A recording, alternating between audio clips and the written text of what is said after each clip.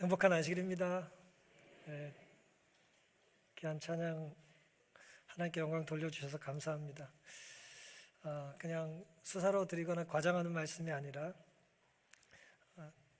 찬미 안에, 오늘 찬양 안에 제가 여러분에게 드리고 싶은 모든 말씀이 다 담겨져 있는 것 같습니다. 정성껏 준비된 귀한 찬양, 또 득장으로 하나님께 영광 돌려주시고, 또 우리가 이 세상에 소중하고 귀한 시간, 또 자리, 관계가 많이 있겠지만 이 특별한 안식일에 한 공간에서 하나님 함께 예배드릴 수 있도록 복을 주셨음을 인하여 감사합니다. 이 귀한 자리에 하나님 함께 하시고 우리 각자의 심령에 하늘의 놀라운 은혜로 가득 채워주시기를 간절히 바랍니다. 마가복음 10장의 말씀을 제가 봉독하겠습니다. 51절, 예수께서 일러 가라사대 내게 무엇을 하여 주기를 원하느냐? 소경이 가로되 선생님이여 보기를 원하나이다. 보기를 원했던 한 사람이 있었습니다. 지금 다 우리가 보고 있잖아요. 그렇죠? 우리가 다 보고 있습니다. 우리가 지금 누리고 있는 것을 간절히 원한 사람이 있어요. 우리가 당연하게 생각하는 걸 누군가는 일생일대의 꿈처럼 갈망하고 기다리는 사람도 있습니다. 바로 소경 바디메오의 이야기입니다. 여러분들은 간절히 원하는 게 있으신가요? 간절히 원하는 게 있으세요? 질문은 안 하겠지만 생각을 해보세요. 간절히 원하는 게 있으십니까? 오늘 우리는 무엇을 원하고 사는가? 나는 무엇을 간절히 원하는가? 라고 하는 제목으로 오늘 함께 은혜를 나누겠습니다. 오늘 본문은 우리에게 간절히 원하는 삶을 살았던 이 바디메오에 대해서 그의 삶에 간절히 원함을 그는 이제 말로 이렇게 표현했다라고 기록을 합니다. 예수님 때문에 그가 어떤 말을 했는지, 또 예수님 때문에 주변 사람들은 어떤 말을 했는지 우리는 성경을 통해서 확인할 수 있는데요. 군중들은 꾸짖었고 바디메오는 이제 예수님을 향해서 부르짖는 소리를 냅니다. 46절부터 제가 읽겠습니다. 저희가 여리고에 이르렀더니 예수께서 제자들과 허다한 무리와 함께 여리고에 나가실 때에 디메오의 아들인 소경 거지 바디메오가 길가에 앉았다가 나사렛 예수시란 말을 듣고 소리질러 가로되 다윗의 자손 예수여 나를 불쌍히 여기소서 하거늘 많은 사람이 꾸짖어 잠잠하라 하되 그가 더욱 소리질러 가로되 다윗의 자손이여 나를 불쌍히 여기소서 하는지라.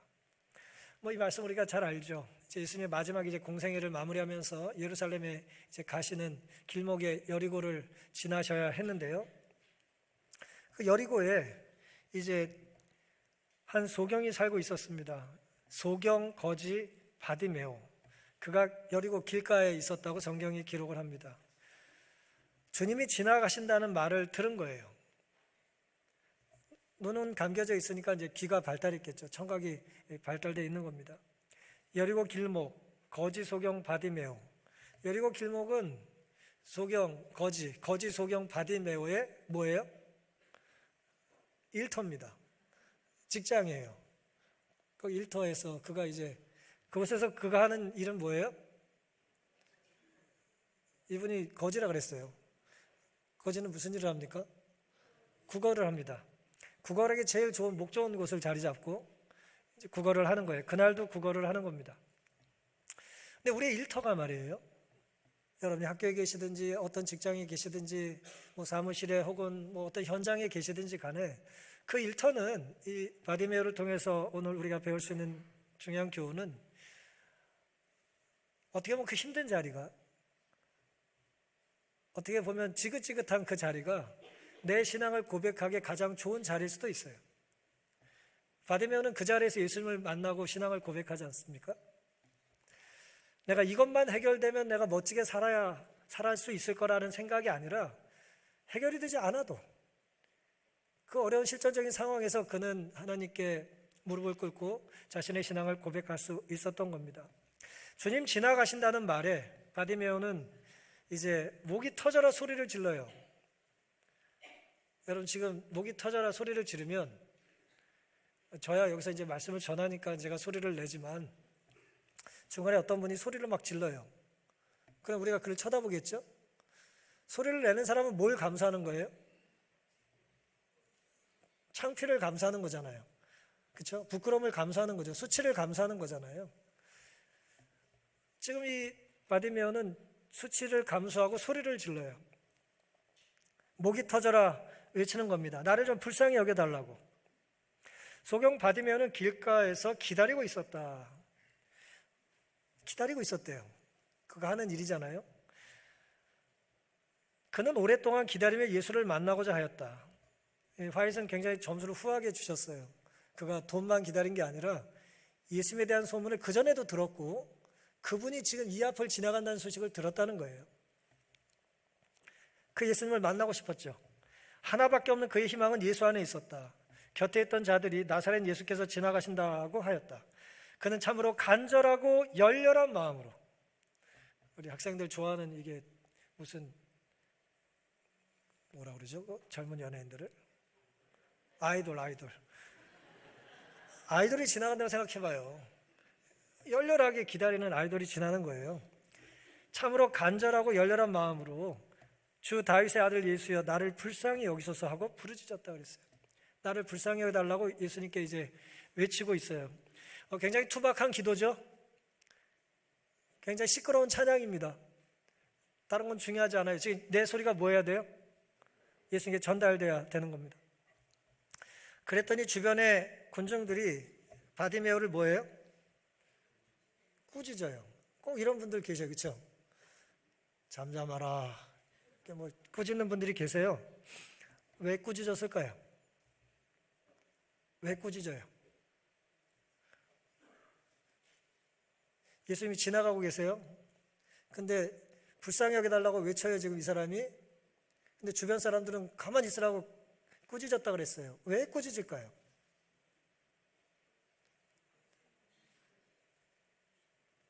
제가 드리는 질문에 뭐 대단한 답이 있다고 생각하지 마시고 생각을 해보세요. 왜 꾸짖을까요? 왜 꾸짖을까요? 시끄럽죠. 시끄러우니까 꾸짖었을 거고요. 근데 보세요. 이 군중들이 뭐 누군가 선창을 했을 수는 있고요. 이 사람들이 뭐 어리석거나 나쁜 사람이 아니에요. 본교 주석은요, 그들은 분명히 유대인이나 로마의 관원들이 예수를 체포할 구실로 삼을 것 같은 공적 행사를 막으려 한 것이다 그랬어요. 예수님을 잡으려고 어떻게든 괴롭히려는 사람들이 주변에 있어요, 없어요? 있죠. 빌미를 제공하게 하고 싶지 않은 거예요. 자꾸 시끄럽게 해가지고. 화이트는 좀 더 구체적으로 이렇게 쓰셨어요. 관원들은 예수의 생명을 취하기로 굳게 결심하였다. 그들은 전국의 기별자들을 보내 예수를 사기꾼으로 배척하도록 백성들에게 경고하였다. 예수를 감시하고 그가 말하는 것, 행하는 것들을 보고하도록 누굴 보내요? 스파이를 보내, 정상권을 보냈어요. 그 사이에 계속 있어요. 근데 이 사람이 시끄럽게 외치고 뭐 떠들고 그러니까 시끄러운 게 싫은 거예요 지금. 예수님이 지나가는 것도 사람들이 아는 것도 싫고, 예를 들어 지지하는 사람들 입장에서 그런 거예요. 조용히 그냥 은혜 받고 지나가면 되지 왜 시끄럽게 소란을 떨어서 주목을 받게 만드냐는 거죠. 군중들의 의도가 나빴습니까? 군중들의 의도가 나빴어요, 좋았어요? 좋은 거예요. 선한 의도예요. 예수를 위한 거예요. 그런데 신앙생활을 하다 보면 뭐 직장생활도 예외가 아니겠습니다만은 선한 의도는 충분하지 않아요. 선한 의도만으로는 항상 부족해요. 의도가 아무리 선해도 내가 선한 의도를 가졌기 때문에 또 내가 옳기 때문에 누군가의 말을 하지 못하게 입을 막으면 돼야 안 돼요? 여러분은 막지도 않았는데 대답을 안 하시는데요. 누군가 말하는 걸 막으면 돼야 안 돼요? 안 돼요. 말하게 놔둬야 됩니다. 말을 하게 해야 돼요. 글을 쓰게 해야 돼요. 그걸 통제하거나 막으면 안 되는 것입니다. 내가 옳다는 것 때문에 누군가 입을 막고 소리를 내지 못하게 막는 건 주님께서 원하시는 세상이 아니에요. 우리도 군중들처럼 행동할 때가 있어요. 많은 사람이 옳다고 생각하면 힘이 있잖아요. 더더욱 주님을 위한다는 명분으로 우리는 좀 생각이 다른 사람의 이제 목소리를 막는 것입니다. 침묵하라고 하는 거예요. 흔히 뭐 우리가 어렸을 때 많이 하던 말들이죠. 어른들이 누구는 가라, 애들은 가라. 요즘 애들은 잘 모를 겁니다만 뭐 기막힌 거 막 보여주고 막 애들은 가라 막 그래요. 어렸을 때 그런 동네에서 살아가지고 잘 알아요. 애들이 기어코 가죠. 애들은 가야 됩니다. 또 뭐예요? 초보들은 가라. 경험 없는 사람은 오지 말아라. 직장마다 그래요.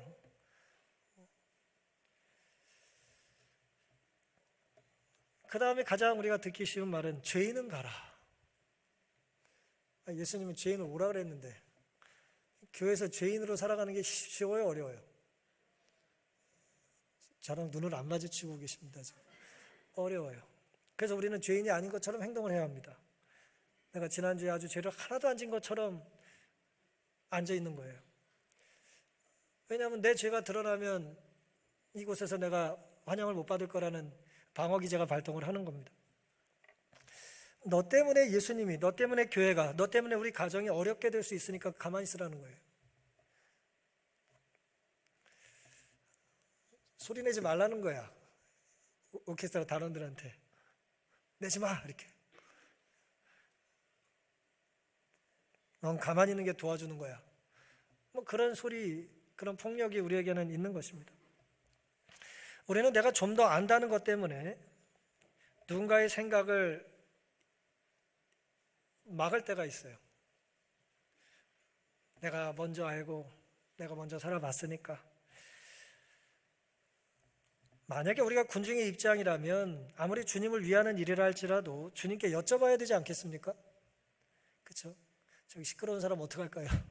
물어봐야 됩니다. 여쭤봐야 됩니다. 우리가 만약에 바디메오라면 어떻게 해야 돼요? 주님을 향해서 뭐 해야 돼요? 소리를 더 크게 질러야죠. 군중의 소리가 내 소리를 뭐하지 못하게? 잡아먹지 못하게 더 크게 질러야 되는 거예요. 혼자니까 얼마나 그냥 목이 터져라 외쳤겠죠. 소리가 좀 갈라졌을 거예요. 아주 그냥 비토하는 심정으로 외친 겁니다.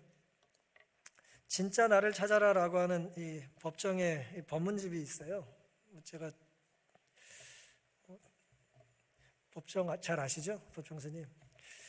그분이 언젠가 그 법문 중에 이런 얘기를 한 적이 있습니다.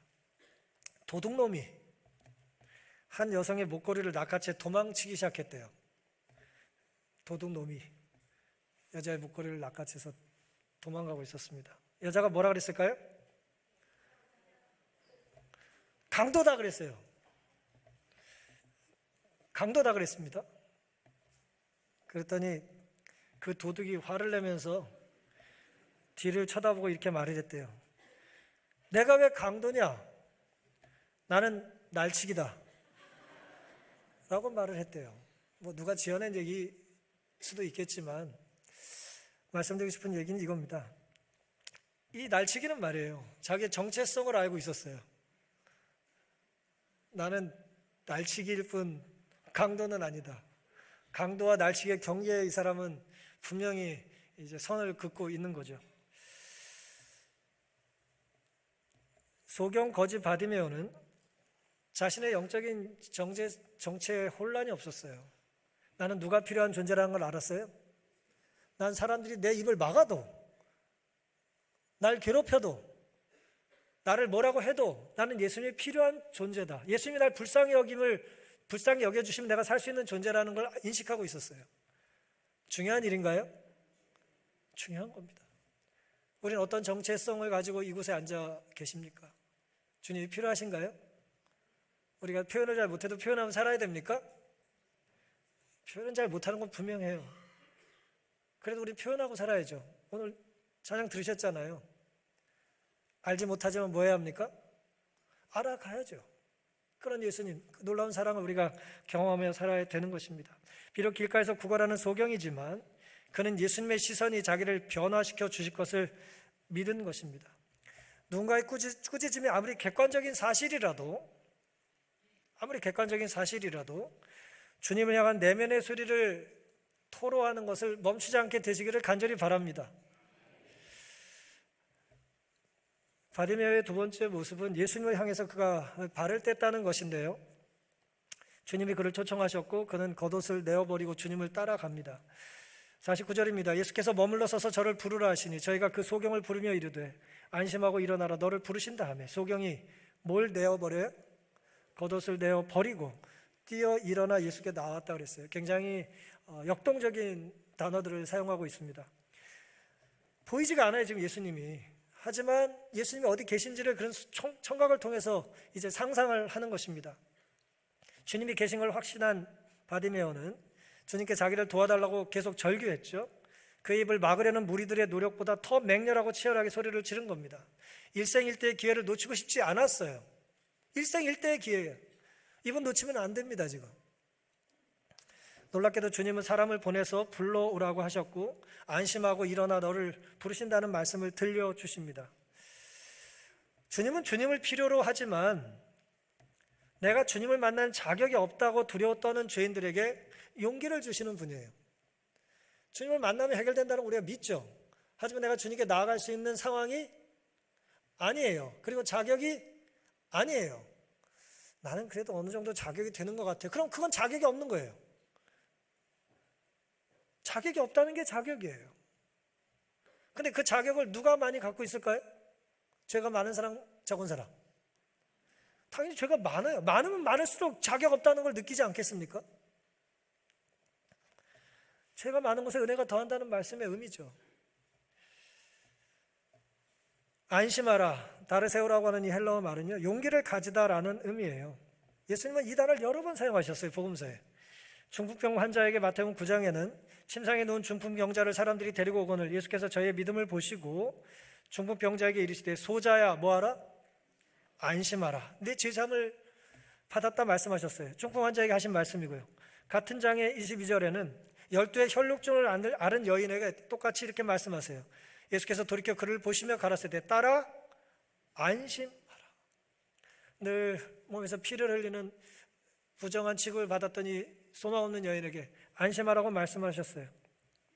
마태복음 14장에는 무리를 걸으신 예수를 보고 두려워하는 제자들에게 예수께서 즉실로 가라사대 안심하라, 두려워하지 말라고 말씀을 하셨어요. 내니 두려워 말라 말씀하셨고요. 요한복음 16장에는 마지막 제자들에게 이렇게 말씀하셔요.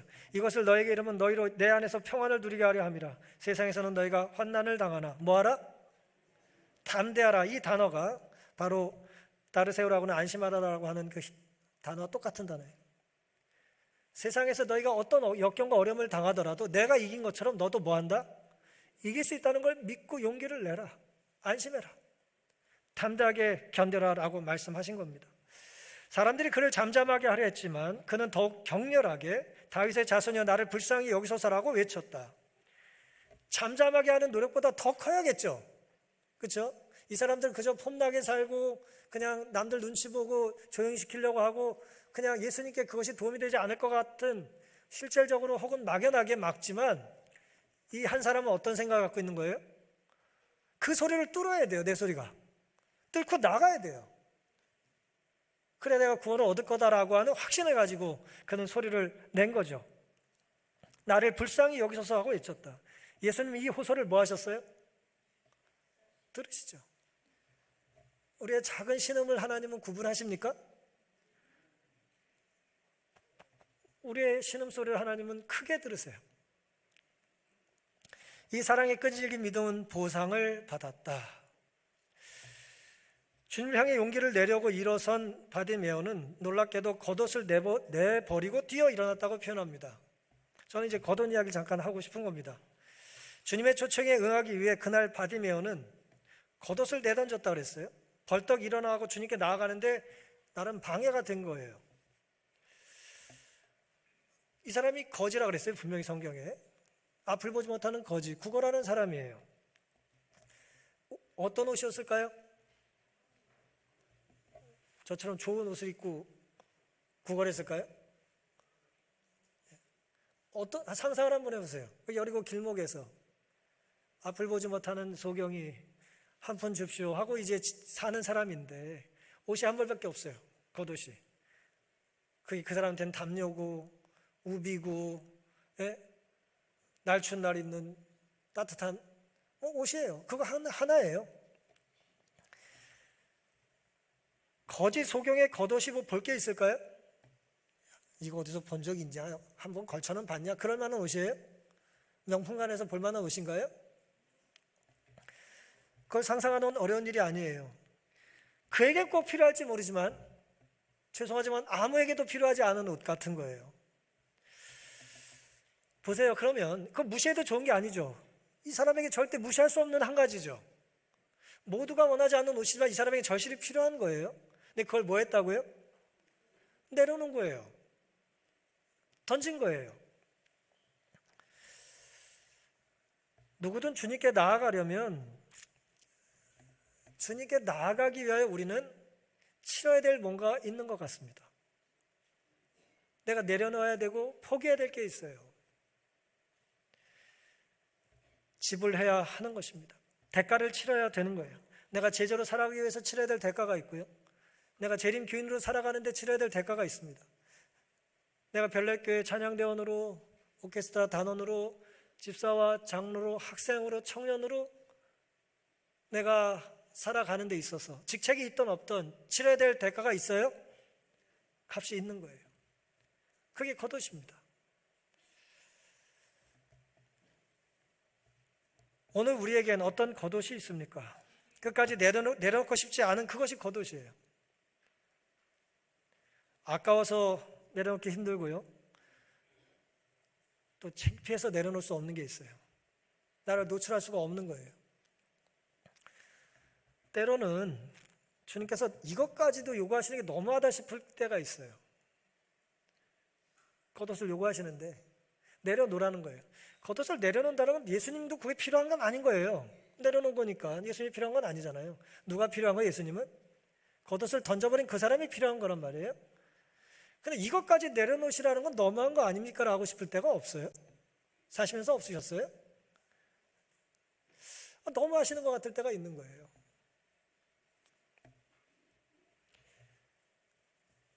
마지막 자존심 같은 건데 그것까지 가져가시면 어떡합니까? 어떻게 살아요? 그래서 우리는 이렇게 얘기하는 겁니다. 이건 빼고, 이것만 빼고 다른 걸 내려놓겠다고 말하는 겁니다. 누구에게나 그런 것들이 있습니다. 누구에게나 있어요. 아무리 폼나게 사는 사람이라도 없는 게 아니에요. 그것이 물질이든 명예든 평판이든 자존심이든 지식이든 외모든 연구 실적이든 뭐든 내 삶에서 소중한 그 유일한 한 가지, 하나밖에 없는 것, 우리는 그것을 내려놓아야 될 때가 있는 거예요. 근데 이 안에서 우리는 두려운 겁니다. 나는 주님을 택했어요. 겉옷을 포기했어요. 주님을 택했어요. 근데 주님이 나를 택하지 않으면 어떡하시나? 그런 겁니다. 나는 주님을 택했다니까요. 근데 주님이 나를 외면하면 어떡해요? 우리는 그런 두려움을 무릅쓰는 것입니다. 내가 주님께 아주 귀하고 아름답게 쓰일 확신만 가지고 사는 게 아니라 내가 철저히 그렇게 사용되지 않아도 주님께로 나아가겠다고 하는 마음으로 살아야 되지 않겠습니까? 보험으로 하나는 꿈쳐두고 꼽을 쳐두고 숨겨두고 남겨두고 싶은 것이 없기를 바랍니다. 그게 오늘 하나님께서 우리에게 요구하시는 거예요. 왜냐하면 하나님은 하나님께 전부를 건 사람에게 전부를 주시는 걸 기뻐하세요. 우리가 전부를 하나님께 드릴 때 주님이 우리에게 전부를 주셨다는 걸 우리는 경험할 수 있는 것입니다. 우리가 겉옷을 내려놓는 게 주님이 나에게 다가오시는 데 있어서 주님이 손해일까요? 내가 손해일까요? 우리는 결코 손해볼 일이 없다는 것을 기억하게 되시기를 간절히 바랍니다. 주님 십자가에서 알몸이 돼서 돌아가셨어요. 그게 주님이 우리를 위해서 구원하시기 위해서 치르신 값이었습니다. 주님을 위해서 뭔가 치르는 것을 아까워하지 않게 되시기를 간절히 바랍니다. 바디메는 마지막으로 우리에게 예수님과 함께 그가 어떤 삶을 살아가는지를 보여줘요. 그의 말이 얼마나 진실이었는지, 그가 포기한 겉옷이 얼마나 아름다운 일이었는지를 그는 그 이후의 삶을 통해서 우리에게 증명으로 보여줍니다. 보기를 원한다는 말은 참이었어요. 그는 예수님을 쫓았습니다. 51절입니다. 예수께서 일러 가라사대 네게 무엇을 하여 주기를 원하느냐? 소경이 가로되 선생이며 보기를 원하나이다. 예수께서 이르시되 가라 너의 믿음이 너를 구원하였느니라 하시니 저가 곧 보게 되어 예수를 길에서 쫓았다 그랬습니다. 무엇을 원하니라는 질문에 그는 보기를 원한다고 대답했어요. 어려운 질문인가요? 대답하기 어려운 답인가요? 안 보는 사람에게 뭘 원하냐 그러면 보기를 원한다고 우리는 대답한다고 생각하죠. 어떻게 보면 당연해 보이죠. 다른 답이 있을 여지가 있습니까? 다른 답이 있을 여지가 없어요? 없을 것 같아요? 이 사람이 어떻다 그랬어요? 신분이? 거지였잖아, 거지. 거지인데 앞을 못 보잖아요.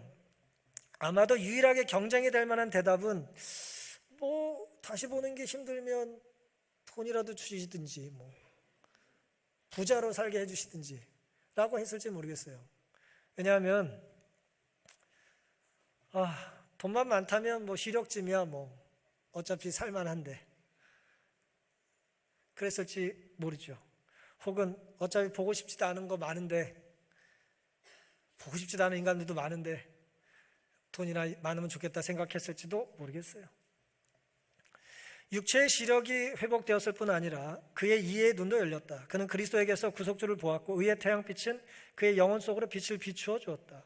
소경 바디메오 같이 그리스도의 필요를 느끼고 그가 한 것 같이 열렬하고 단호하게 부르짖는 사람들은 모두 다 그들이 갈망하는 뭘 받아요? 축복을 받을 거라고 이제 말씀하고 있습니다. 의의 태양빛이 그의 영혼 속으로 빛을 비추어 주었다.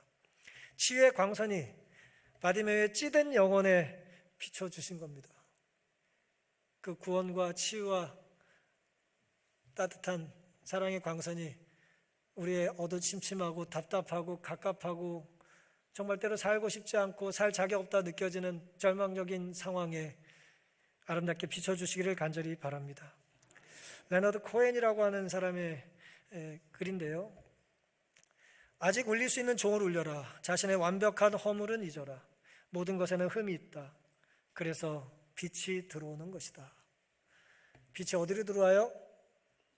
흠으로만 들어오는 건 아니겠지만 흠으로 들어오는 빛이 있을까요? 흠이 없다면 보지 못하는 빛이 있을까요? 있습니다.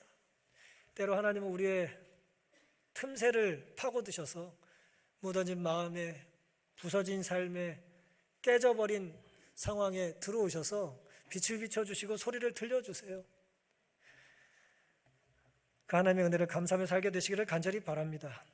주님께서 바디메오의 믿음을 언급하신 것을 우리는 어떻게 이해하면 좋을까요? 내 믿음이 너를 구원했다 그랬어요. 저는 이런 말씀 접할 때마다 감동이 있는 게 아니라 부담스러워요. 믿음이 널 구원했다. 그럼 구원받지 못하는 게 뭐가 없는 것 같아요? 네 믿음은 부족하다. 그렇게 들리잖아요. 가정이 어렵고 시련과 불화와 질병과 고난과 역경과 경제적인 난국과 직장에서의 괴로움과 스트레스, 온갖 숨막히는 압박 등 이 모든 게 진정 내가 뭐가 부족한 것 같아요? 믿음이 부족해서 벌어진 것 같이 막 느끼고 싶은 유혹이 막 가득해요.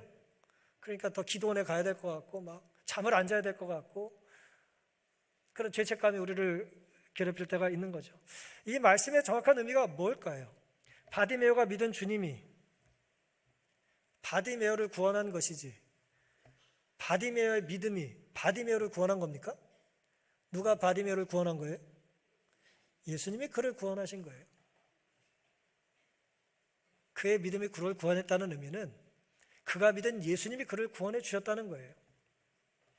이것을 결코 오해하지 않게 되시기를 간절히 바랍니다.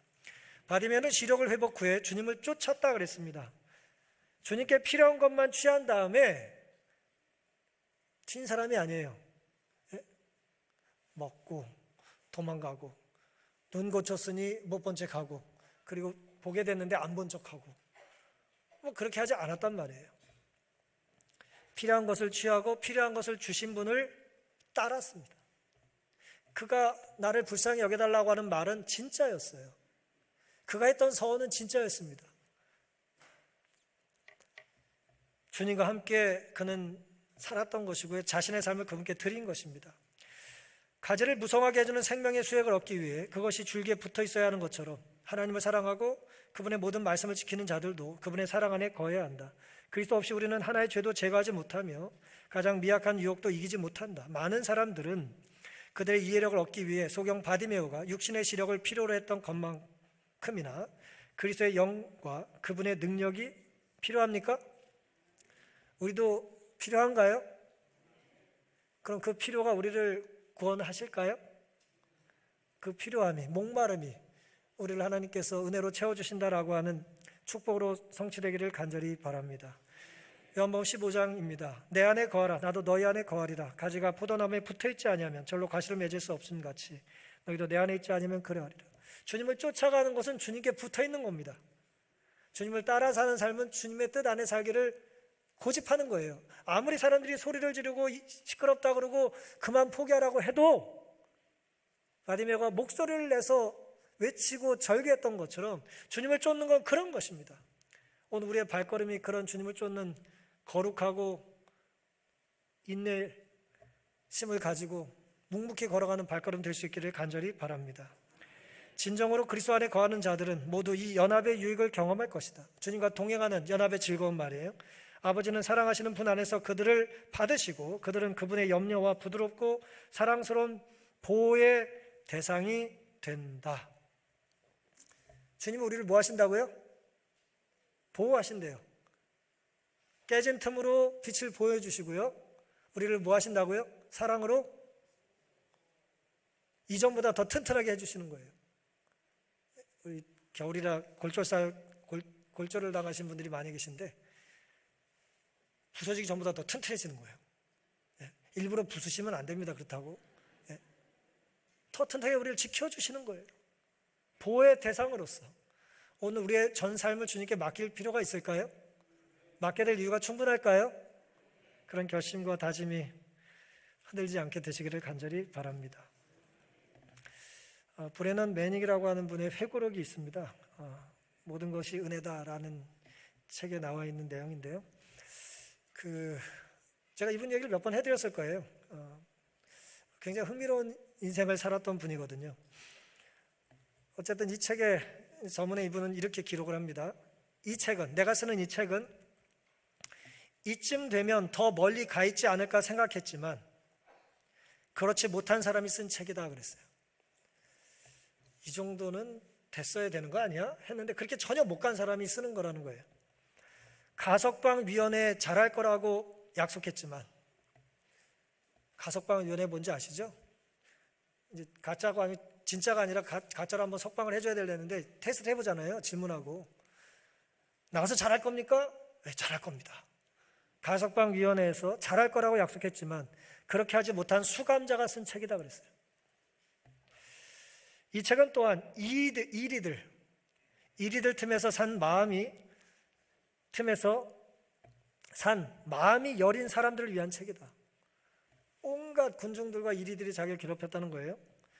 사랑, 결혼, 이혼의 들판에서 즐겁게 뛰놀기 위해서 사제의 옷을 집어던진 사람들을 위한 책이다. 무슨 얘기냐면 이 사람이 이제 사제였거든요. 천주교 사제였는데 또 좋아하는 여자를 만나가지고 이제 사제를 포기해요. 운명적인 사랑을 해놓고 또 같이 살다가 이혼을 해요. 그 얘기예요. 애도하는 사람, 거의 평생을 애도하면서도 위로받을 것이라는 말씀을 붙잡은 사람들을 위한 책이다. 애도할 일이 많아요. 이 사람은 사고를 많이 쳤으니까. 근데 글을 잘 쓰고 강연을 잘했어요. 아주 재능이 많은 사람이에요. 근데 늘 사람들에게 용기와 위로와 힘을 주는 설교 강연을 하고 엄청난 후원을 받고 지지를 받고 인기 있는 사람이었는데 강연이 끝나고 나면 뭐예요? 혼자 방 안에 가서 술을 먹어. 안식교인들은 술 먹으면 이만해지지만 천주교인들은 술에 너그럽잖아요. 근데 너무 많이 먹어. 알코올 중독자예요. 위로받을 거라는 것, 평생을 애도하지만 위로받을 거라는 말씀을 붙잡고 살았다는 거예요. 자기가.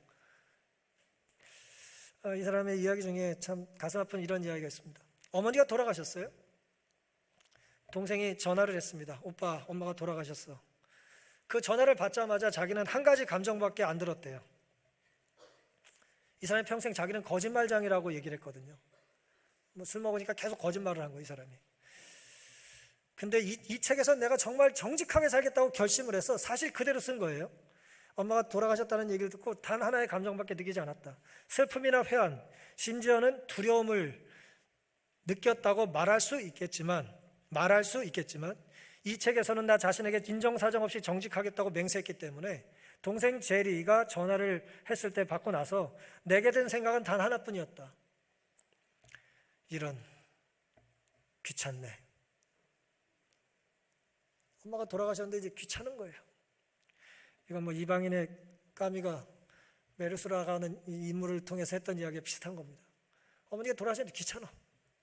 장례식 치를 테니까 아주 골치도 아프고, 이런 상황이었다는, 자기의 상황과 수준이 이거밖에 안 되는 사람이라는 거예요. 하지만 귀찮아도 어떻게 합니까? 비행기를 끊고 이제 장례식에 참석하려고 갔습니다. 그런데 어머니가 돌아가시기 전에 완전히 기억을 잃어버렸어요. 근데 나는 그렇지 않았다 그랬어요. 어머니와의 과거는 내 안에 있는 통증의 핵심이었고, 어머니 때문에 이 사람이 너무 괴로웠고 힘들었다는 거예요. 나는 거의 평생을 그것과 씨름했다 그랬어요. 장례식이 열릴 교회 근처 모텔을 잡고 잠을 잤으면 좋았는데 주류 판매점에 가서 가장 싼 스카치 0.9리터짜리를 하나 샀다. 다른 사람들은 어머니의 장례식을 위해서 꽃꽂이를 하고 셔츠를 다려입는 동안 나는 방문을 걸어 잠그고 커튼을 닫은 후 술을 마셨다. 나는 잊어버리고 싶었다 그랬어요. 내가 뉴저지 벨마의 어느 호텔방에 있었다는 것은 사실이다. 그러나 진실은 어머니에 대한 마지막 예의를 취기로 낭비한 채 어디 먼 곳에 있었다는 것이다. 그 순간 나는 내 생에서 가장 깊은 수치심을 느꼈다. 결국 어머니 장례식에 가질 않았어요. 그리고 어머니의 묘지도 한 번도 가지 않았다 그랬어요. 그 이후에. 인간 쓰레기예요. 아주 형편없는 사람입니다. 도대체 왜 그랬을까? 어머니 장례식에 왜 이 사람은 그렇게 아픔을 느끼고 어머니가 다 잊어버렸는데 나는 절대 잊지 못하는 아픔이 있다는 게 뭘까? 이렇게 기록했습니다. 어렸을 때 아버지랑 둘이 자기에 대해서 하는 얘기를 들었어요. 근데 어머니가 이렇게 말한 거예요. 리처드는 어렸을 때 이름입니다.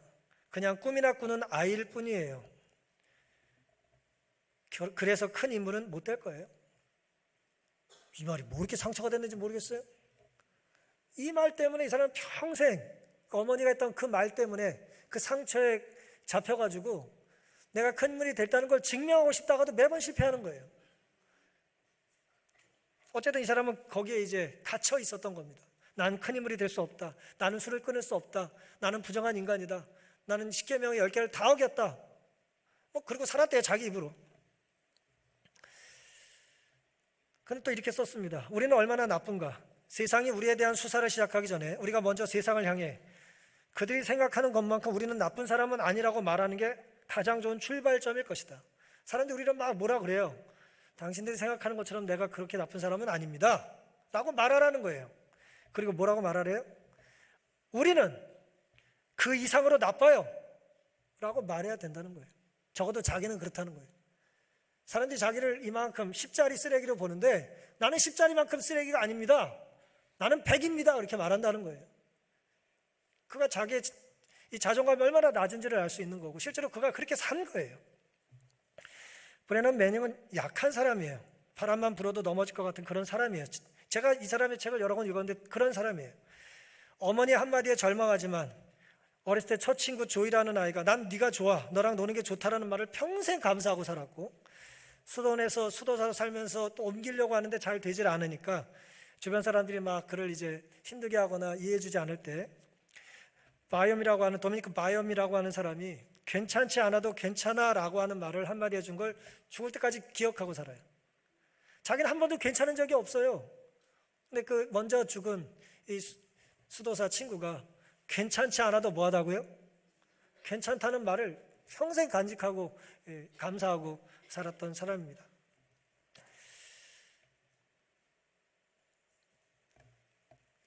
이 사람이 이렇게 말해요. 하나님은 당신을 조건 없이 사랑하십니다. 마땅히 되어야 하는 당신이 아니라 있는 그대로의 당신을 사랑하십니다.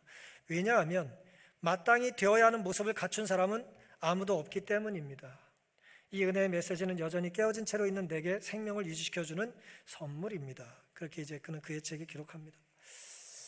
이 책의 그 서문, 작자 서문이 아니라 이제 추천을 받아서 서문을 쓴 필립 얀시라고 하는 사람은 이렇게 이 사람을 평가했어요. 거의 앞을 보지 못하고 질병에 걸리고 넘어지고 괴롭힘을 당하는 중에도 계속 비행기를 타면서 강연을 하고 다녔는데, 이 사람은 전심으로 믿지만 자기가 믿는 그 내용대로 늘 살아가지 못한 사람이었다라고 평가했어요. 사랑하는 성도 여러분, 우리도 믿는 것이 있죠. 예수를 믿고 이렇게 사는 게 옳다, 이렇게 갈망하는 게 맞다라고 우리가 생각하는 어떤 것이 있습니다. 하지만 우리가 옳다고 생각하는 그대로 우리가 살아가고 있습니까? 우린 자주 넘어지고 실패하잖아요.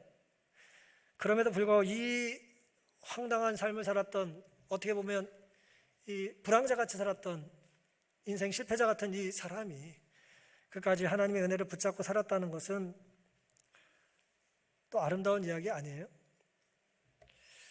우리는 무엇을 간절히 원하며 삽니까? 무엇을 회복하고 싶고 어떤 상태에 도달하고 싶습니까? 우리의 원함이 주님을 부르는 것이 되기를 바라고, 주님을 향한 발길을 내디디며 어떤 옷이 필요하면 겉옷이라도 내려버릴 수 있는 것이 되면 좋겠고, 무엇보다도 주님과 동행하는 삶의 시작이길 간절히 바랍니다. 행동으로 옮기는 거죠.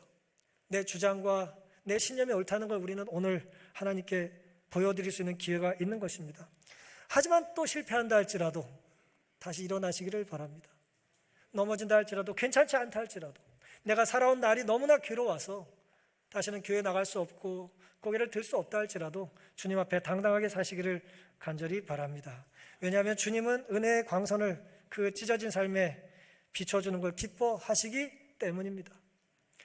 하나님께서는 우리들의 죄로 인하여 우리들을 포기하지 않으신다. 우리들이 혹 실수를 범하고 성령을 슬프시게 할 수 있으나 우리들이 회개하고 통회하는 마음으로 당신께 나아갈 때에 주님께서는 우리들을 물리치지 않으실 것이다. 이 사람이 만약에 술만 먹지 않고 살았다면 얼마나 위대한 작가요, 명망 있는 사람이 되었겠습니까만, 그래도 이런 사람의 삶에 주님께서 뭘 베풀어 주셨어요? 은혜의 강수를 부어 주셨습니다. 따라서 그가 그 일을 하지 않았더라면 이라고 할 때 우리가 아쉬워하기보다는, 그런 생각에 집중돼서 아쉬워하기보다는 그에게 은혜가 있었음을 감사하고, 오늘 우리 삶도 그런 마음과 시선을 가지고 주님께 고정하며 살아가는 한 주가 되기를 바라면서 오늘 말씀을 마치겠습니다.